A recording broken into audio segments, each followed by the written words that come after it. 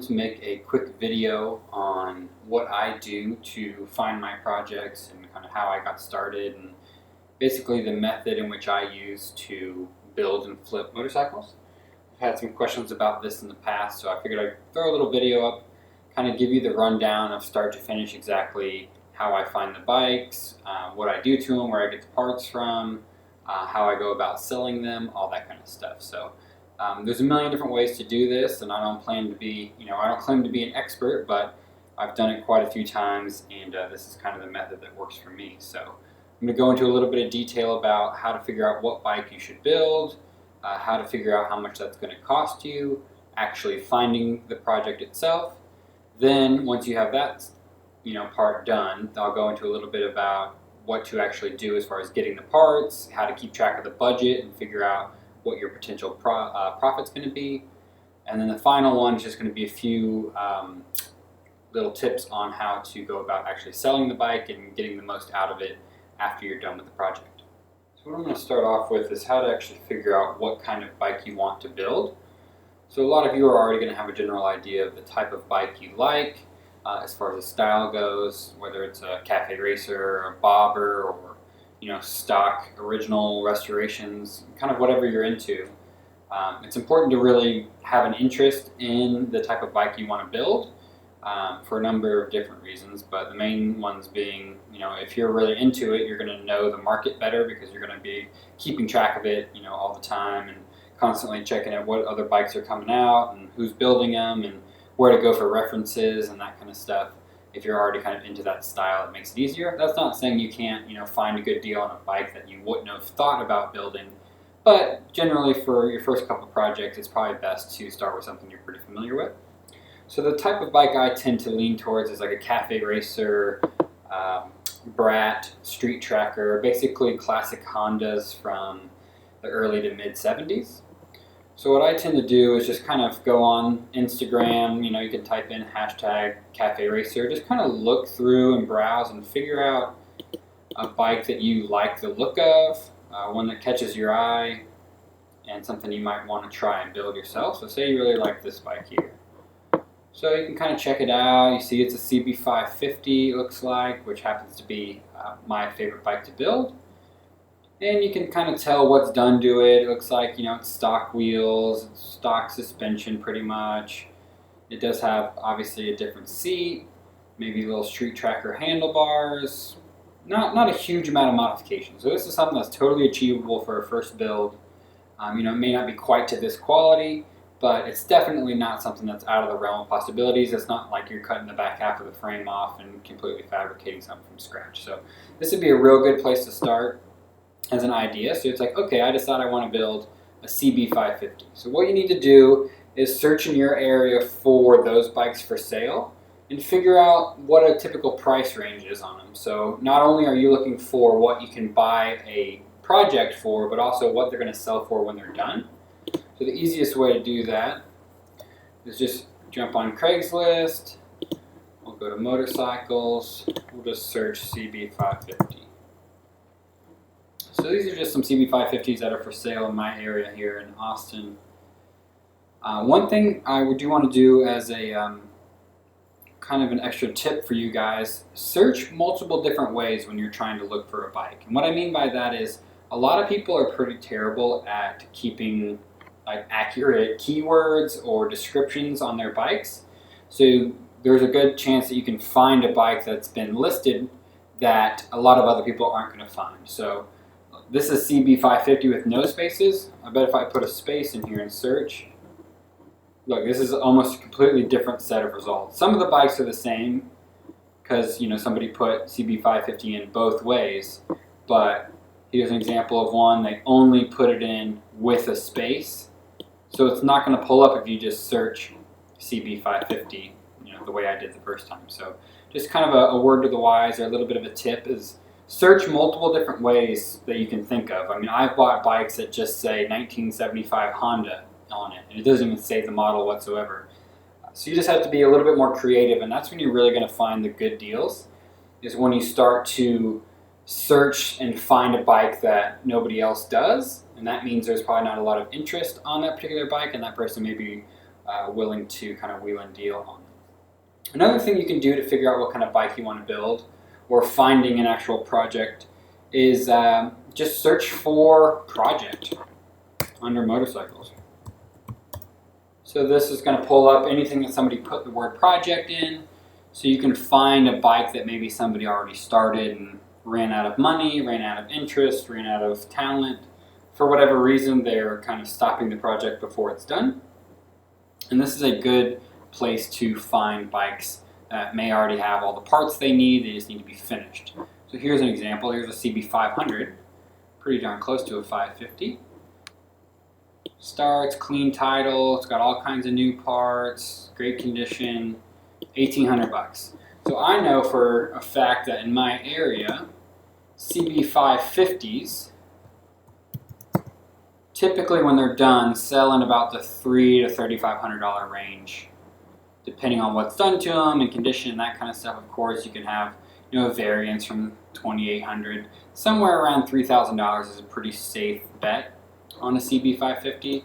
So the fact that you could pick this one up for 1,800 bucks, it's got a clean title, it's got a lot of the parts, I mean it's already got some of the work done. You could probably pick this bike up for 1,600 bucks, I would say, and maybe put another couple $100 into it, sell it for $3,000, you can turn around and make $1,000. And of course that's not, it sounds a little bit easier than it might actually be, but I mean there really are deals like that if you're kind of willing to search and wait for the right deal to pop up.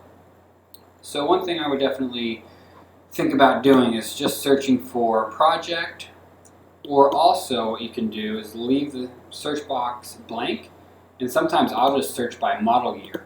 So generally the bikes I like to build, typically the style ends in about 78 or 79, we'll just call it 80. So just go maximum year of 1980 and search that way. And that's going to pull up all the bikes that are listed pre-1980 as the model year. This is another great way. Look, here is 1974 Honda 550-4. So that didn't pull up in the CB550 with no space or without a space, or with or without a space. So this bike wouldn't have pulled up or didn't pull up on either one of those, but here it is for sale. It's been listed 3 hours ago because all he put was old Honda 550. No CB anywhere in the ad, nowhere anywhere in the title. So this bike wouldn't pull up for anybody just searching that. So this is a prime example of why I will just type in the max model year, because 9 times out of 10 they'll at least get the year right, and or close to it, and then you can find the bikes that way. So there's a couple of different tricks to using Craigslist to find projects for people who don't necessarily list them very well. So what you want to do is look at what you can get the bike for, what the bike's gonna sell for when it's done or as close to it.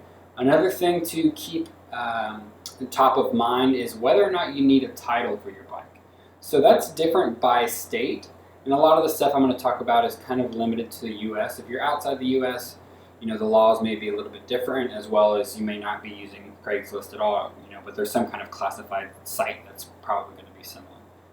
So you need to figure out if you need a title for your bike or not. I used to live in Georgia. Georgia does not require titles for anything older than, I believe, 86. I think it's 30 years old or older. Motorcycles or cars actually don't require titles, which makes your life a whole lot easier when you're trying to build and flip motorcycles, because you can literally buy any bike. You can make sure it's not stolen. You can have them run the VIN and make sure it's not ever reported stolen or anything like that. But all you have to do is pay the registration and taxes on it, which on a bike that old is like less than 15 bucks generally, and you can register the bike, and then it's your bike legally, and you can go and drive it on the street and get tags and everything for it without actually ever having a title. Now that I'm in Texas, Texas does require titles, so a lot of these bikes are going to carry a higher value if they do have a title, and it's something you need to be aware of when you're buying a bike if it doesn't have a title. So rebuilt title, so you look right here, no title. So that bike would be worth significantly more money if it had a title. So some of you guys are going to be a little bit luckier than others because you don't have to worry about titles necessarily. But for those of us in Texas and other states like it, do make sure to know whether or not the bike has a title before you try to go out and buy it. So there's a couple other things you can do if you don't find a great project your first time searching. Even if you kind of go through all the different bikes and you don't really see the one you want, or there's a particular model and there just isn't one listed or not a good deal, or whatever the reason, you don't find one, what you can do is set up notifications. A lot of people don't know that you can do that. There's a bunch of different ways to do it. The kind of different ways I do it, one is this Chrome extension right up here. Just an extension you put on, I believe it's called Craigslist push notifications, something like that. You can set it up. It's really easy. Once you have it on your Chrome browser, when you search, you'll be able to kind of put in all your search criteria however you want, and then this little Save Search button pops up right here underneath all the search boxes. And when you hit that, it actually just saves your search for you. Then you can go in and have it run automatically as frequently as you want. So you can set it, this right here says checked 13 seconds ago. So you can go in here and refresh if you want, or you can just set it to run every 10 minutes or 5 minutes or hour or once a day, kind of whatever frequency you want. You set it up, it runs your exact search again for you and lets you know anytime something new has popped up. So this is a great feature to really get you ahead of the ball and kind of let you get out there and get a deal before somebody else does. So if you're at work or something, you can have a notification pop up and you're going to be able to kind of contact that person and get after it quicker than someone who's going to wait till they get home and then run the same search. So that's one way to do it. There's also a couple of different applications. I use one called Craigslist Daily. I believe that one may only be available on iOS, but I know for a fact there are a few on Android as well. Works the exact same way. You just put in all your search criteria and then how often you want it to run, and it'll just do a push notification and say, hey, 2 new listings popped up with your search criteria. So it's pretty awesome, and it lets you search in the background without actually having to go in and manually search every single time. After you decide what kind of bike you want, you've have a good idea of what the bike's going to cost you as far as initial investment of a project, as well as how much room for potential profit you have, which is really important because everybody thinks of their time as worth different amounts of money. So for me personally, I'm not going to bother building a bike if I can't make at least, I say $500, $700, something like that. That's kind of the minimum that I would consider worth it for me, just because building a bike does take a good amount of time, and I love doing it, and it's a hobby that I would do for free. But if you can make money at it, why not do that? So some people may be willing to do it for $200 profit, maybe less. So maybe some people just want to break even on their projects and enjoy the actual build process. Personally, I like to turn as much profit as possible, so I like to make sure I can get at least $500 to $700 minimum out of the bike when it's done. So keep that in mind too when you're searching. You might not want to buy a bike that's $2,800 that you put $200 more in it and then it's only worth $3,000. So after you figure out kind of that profit margin on it, you need to go and figure out how much your parts are going to cost. So the easiest way to do that is just jump on eBay, start searching for the parts you see on the bike you like. So that bike we looked at earlier, like I mentioned, was kind of a street tracker style. So, okay, you'll need street tracker handlebars. So you can kind of go in here and, once you build a couple of bikes, you'll have a really good idea of how much this stuff costs. But if it's your first bike, jump on eBay and start looking at parts and figuring out what it's going to cost you. So handlebars, somewhere around the 30, 40, 50 bucks, somewhere, up from there. If you want tracker seats, I would say this one's pretty similar to the one we saw on that bike earlier.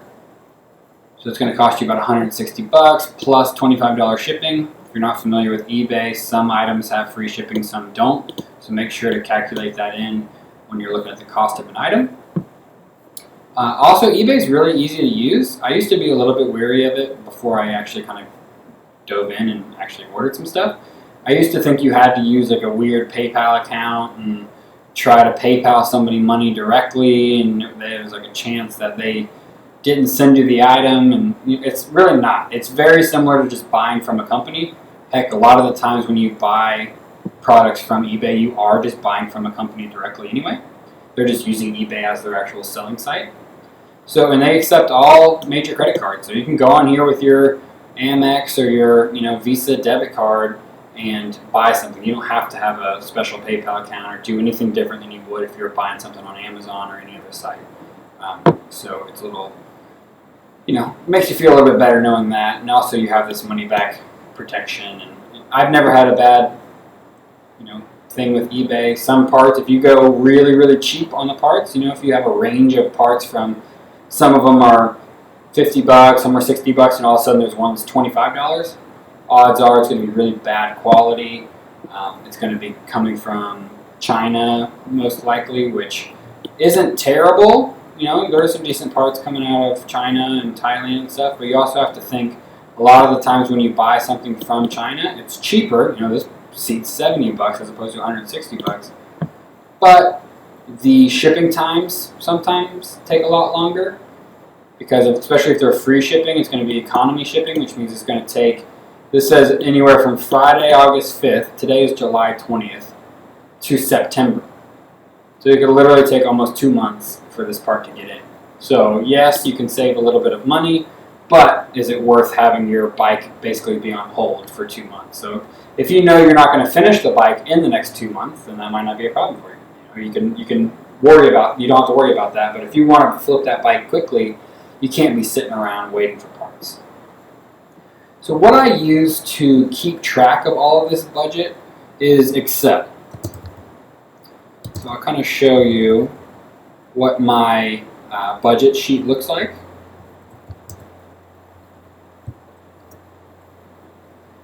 So this is the budget sheet that I use. This is like 7th grade level Excel computer class. It's nothing fancy, it's nothing crazy. Basically, it's just a place where I go and keep track of all of the parts that I need for the bike, all of the parts I have already purchased, and whether or not I've received them. It's just an easy way for me to keep a budget and see how much profit I stand to make on a bike, make sure I don't go over budget, all that kind of stuff. So what I do is I have a different page for each bike that I built. I have one for my hot rod I'm building. I have summary, all of that. So this is the current bike that I'm building right now. It's in my garage. It's what my other videos are on currently. So this is exactly how much everything's cost and how much I stand to make profit. So what I do, and before you even buy the bike, it would be a good idea to jump in and make a spreadsheet like this, put in how much the bikes are selling for, or what you're going to have to pay for a project, and then go through and list out as many parts as you can think of that you're going to want and how much they cost. That way you can kind of figure out, okay, my bike's going to cost me, $1,000, my parts are going to cost me $700. So if I can sell a bike for anything over like $2,200-$2,300, then I'll make what I want my profit margin to be. So go through here. A lot of the times there are going to be unexpected expenses, so don't cut your budget super, super close, because odds are if you're building a bike for a couple grand, you're going to have $100, $150, $200 worth of kind of unexpected expenses. So you're going to get that bike and then you're going to realize that one of the switches was broken and now you got to replace that, or the exhaust gaskets are leaking and you got to replace those and you didn't put it in the budget. And a lot of that stuff isn't expensive, but it can add up. So just make sure to put in a little bit of wiggle room, especially if you're on a really tight budget. Personally, just make sure that you have some room in there, because you don't want to be that guy that runs out of money and can't finish your project, and then you're listing your bike on Craigslist under project because you couldn't finish it.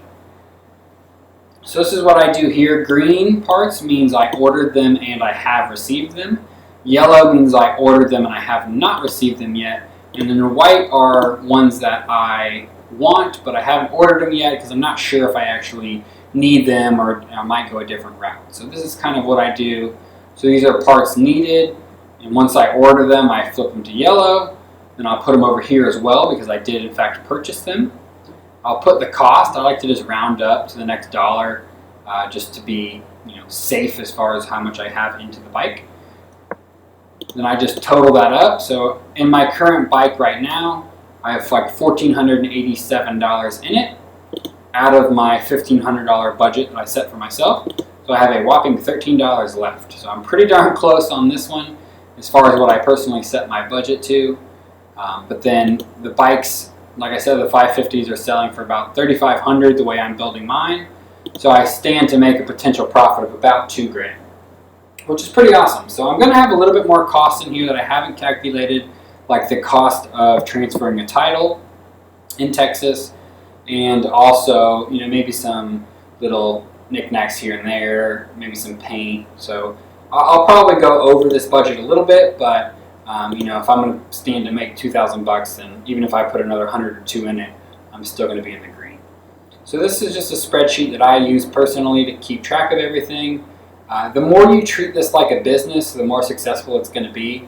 So I know a lot of guys that just go out and they just buy parts here and there, and they kind of stack them up, and then next thing they know, they don't know how much they have in the bike. They could have $4,000 in a bike and turn around and sell it for $2,000 and think they made out all right, but really they didn't, count all the individual parts. So I like to get really granular, treat it like a business, and really track your profit.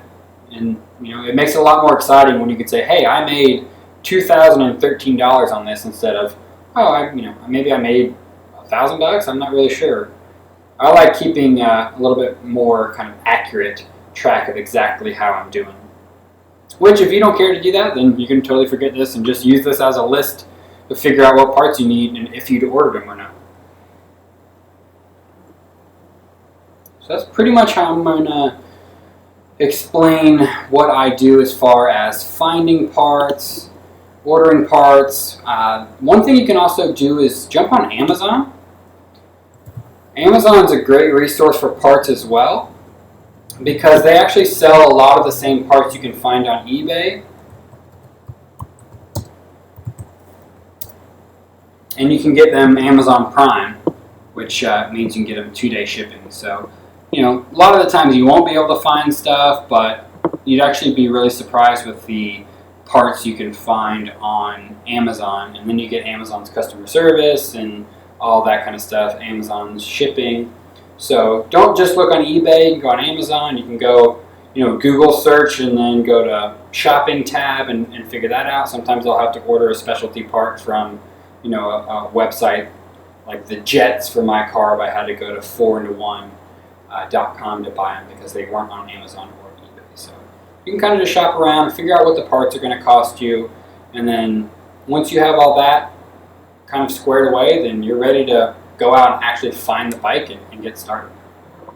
The last thing that I'm going to touch on is what to do when you go to sell the bike. So you're totally done building it, you've ridden it around, make sure everything runs right and everything's good to go, and you're ready to sell the bike and kind of move on to the next one. A lot of this is going to go right in line with what I said not to do when people were listing the bikes that you were going to buy. So basically, what I mean by that is you're going to want to use as many different ways to name the bike as possible. You're going to want to take really good pictures. So don't go and take out your old flip phone Razr and take some pictures of your bike. Get the best quality camera you have access to and take some good pictures of it. Take it out of the garage, go take it into a parking lot or a park or something. Take some good pictures of it. Because that's just going to make someone have more confidence in your bike before they even meet you or even see the bike in person. If you have nice, good quality pictures, it's a lot better than just a dusty, dark, back of your garage type picture. So really good pictures. Next is you're going to want a really detailed description. So you're going to find a lot of people write really short, 2 or 3 line descriptions. Don't really go into much detail, but then some people write a nice long description, the good, the bad, what new parts were put into the bike. I like to be as detailed as possible. This limits the amount of people that are going to contact you and ask questions and then not buy the bike. So the more questions you can kind of answer in your ad, the better, because there's just less people that are going to hit you up without the intent of actually buying the bike. And then it's going to give you an opportunity to add a lot more keywords as well. So you can kind of at the bottom, I like to list out literally as many keywords as I can think on the bottom of an ad. Different types of motorcycles that are similar. So if you're selling a CB550, I may put in there a CB750, CB350, Yamaha, XS650, Cafe Racer, Brat, Tracker, literally as many keywords as I could possibly think of that are relevant to my bike. That way, if somebody else is just searching for, Cafe Racer, or maybe they're searching for a Yamaha because they saw one on Instagram and they like the way it looks, and you have a Honda that's built very similar to the style they like, they just didn't realize that, Honda also has a bike that looks similar. So that's why I put in as many keywords, not even necessarily about my particular bike, but maybe about the style or bikes that are similar, just to get your post in front of as many people as you possibly can, in hopes that you'll have more of a broader audience to sell to. So good pictures, a long detailed description, and then keywords are key. Pricing, don't overprice your bike. A lot of people get really proud of them and want to turn around and make $5,000 or something. If you want to sit on the bike for a long time, that's a great way to do it. And you may find somebody eventually that's willing to pay a higher price for it. But I like to kind of err on the side of a little bit less than what I think the bike might actually be worth, to get a quick turnaround.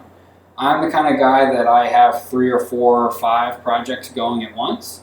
And I like to, once they're done, get them out and clean them out, open up more space in my garage, open up more funds for parts.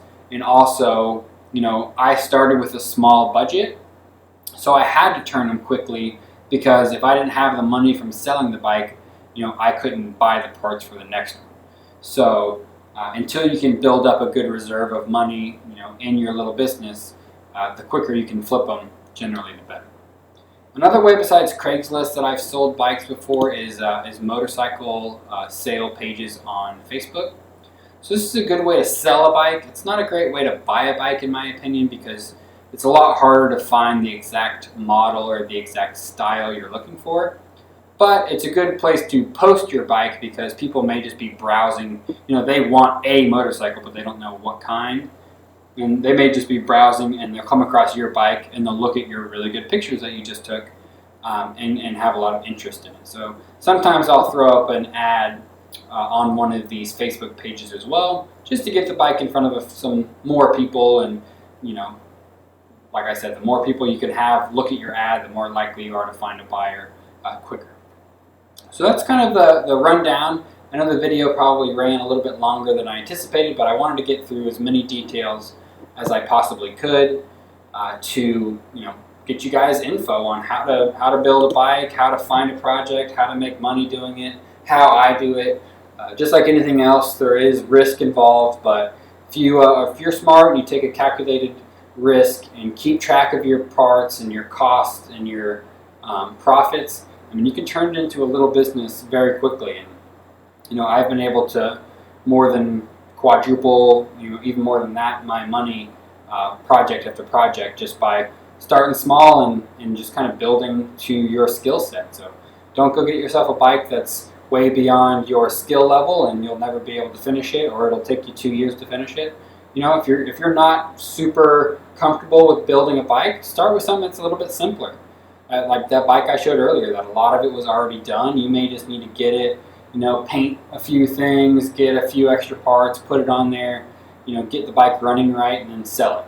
You may only tend to make, a couple of $100, but you did that, and now you have the knowledge going into the next project. So don't be afraid to get out there and buy a bike and get started. Just don't try not to get too deep in over your head. There's a huge amount of resources online too if you get stuck. Of course, you can always come to my channel and watch some of my videos, and I always, hope to help somebody do something on their bikes. You can always leave me a comment, and if I can help you, I certainly will. So if you guys have any questions or anything, feel free to let me know. I appreciate you watching and sticking in there, and I appreciate a like or a subscribe too, if this channel is something you're into. So thanks again, guys.